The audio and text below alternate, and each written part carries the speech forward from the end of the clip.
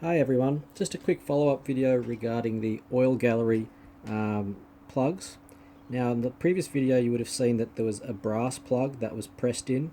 When I took the engine block to the machinist, rather than getting them to refit brass plugs, which are hard to remove, I got them to install plugs, grub screw plugs, and what they did is they went through to all the access ports that I told them to tap, and they've put in a removable plug. That way, if I need to remove it in the future for any maintenance, it saves you the trouble of removing the brass plug. What I'll do is I'll just quickly show you which ones they did, and that way you can see which ones you can do if you're planning to do this process yourself. It was a little bit more expensive than changing brass plugs, but it gives you the ability to remove them and reinstall them without too much trouble. So on the front you've got the two mains, one for your high pressure, one for your low pressure. Around the side you have one more. There is actually a plug in here, but it doesn't actually go to an oil gallery, so I didn't bother doing that one.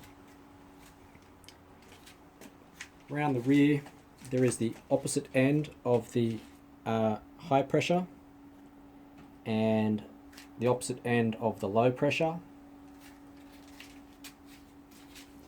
and also one down the bottom here next to your oil pressure relief valve.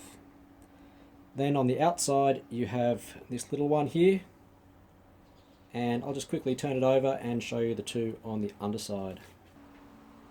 And on the underside there is these two here.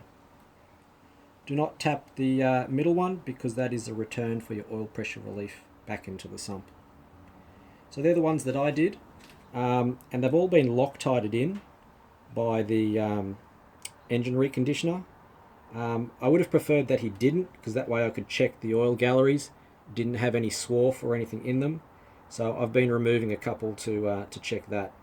But that's a quick follow-up. So it's much easier, obviously, doing it yourself with taps than doing brass plugs, but it just comes at an added cost. So it's decision's yours on how much you want to spend on the engine, but for convenience and the ability to repair easily in the future, these are the way to go.